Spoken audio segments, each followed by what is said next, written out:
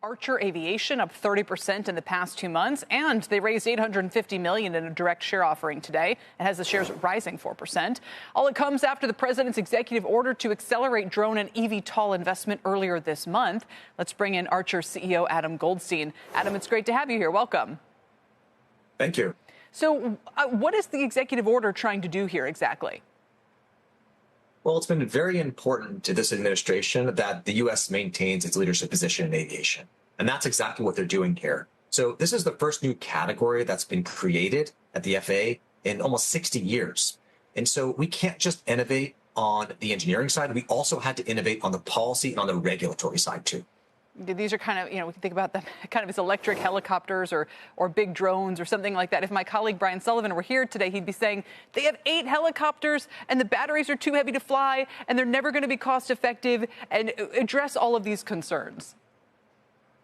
Well, it's a new category of product. And always when new things happen, there's always going to be skeptics. But I think everybody can agree that time is our most valuable asset. And so if there was a way to offer that back and do it safely, quietly, in a lower cost manner, I think everybody would agree that's quite a compelling opportunity. These aircraft have been worked on for a very long time, dating back to the early 2000s. And we're at the point now where we've shown tons and tons of flight tests all across the industry, and we're nearing that commercialization phase. And so we've largely proved out the entire concept at this point. When I think we spoke with Joby in the past, a few others, and you guys are working on air taxi plans, but it was primarily to take people to the airport and back. So, it's kind of a niche application that people are looking at for this first round of application. But that said, maybe that is a huge source of demand, or maybe that could never literally fly because no one wants these kind of new craft overhead, especially look at what happened at Reagan and everything. I don't know. It just feels like this is a delicate area to put, new eVTOLs, as they're called.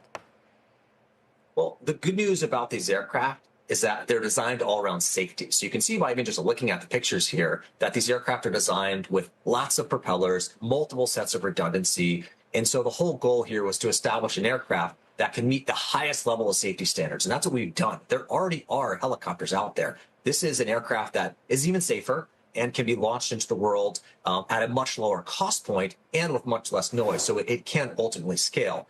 The airport to city center is a great use case, and the airlines are definitely very interested in that. There's lots of other use cases here that I think are quite compelling. Defense is also one that has become very topical. Yes. So if you think about the autonomous and attritable solutions we're seeing in today's conflicts, I think this category is going to become very important in the defense industry. And you have a partnership with Anduril. I mean, that's plenty to get investors excited.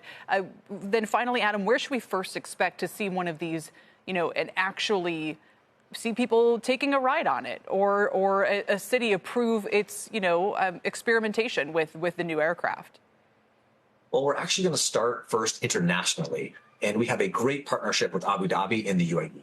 So it's our goal to launch there this year with our partners at Abu Dhabi Aviation and our partners across the country. So I think you'll see it there first. We'll expand in the region, in the GCC, and then ultimately come back here to the U.S. And so we're deep in the FAA certification process, and I'm really hopeful that we can get through that quickly so we can bring it here to America.